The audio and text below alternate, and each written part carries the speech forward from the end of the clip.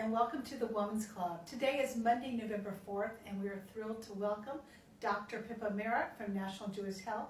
Welcome to the Women's Club. Thank you very much. It's lovely to be here. Well, you'll be here talking about vaccinations today, and it's such a controversial subject. Can you explain to us in a nutshell what all the controversy is about?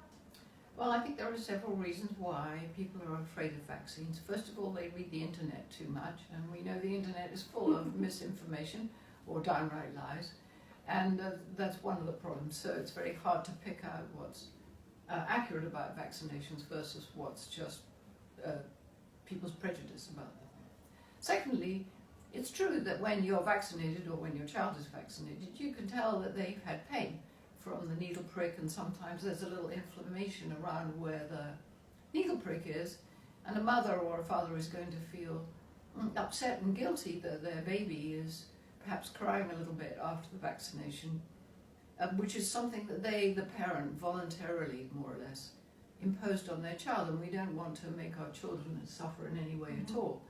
And so there's some foundation or some sort of stimulus for the parent to think, oh, I did something wrong because the child is a little bit feverish possibly for a day or two after the vaccine, or they have a mark where the vaccine occurred. On the other hand, what the parent doesn't realize or perhaps can't predict is that if the vaccination didn't occur, their child would have a likelihood of getting some really destructive disease that we very rarely encounter here in the States anymore, because we do have almost full vaccination coverage.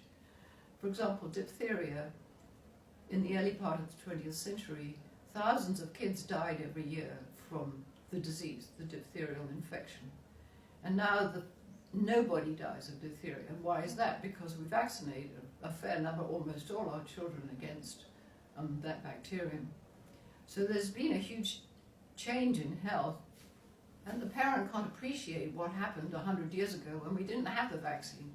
And so it's less apparent to the parent or the human being what a tremendous difference to infant mortality has occurred because of this ability of the medical profession to vaccinate us.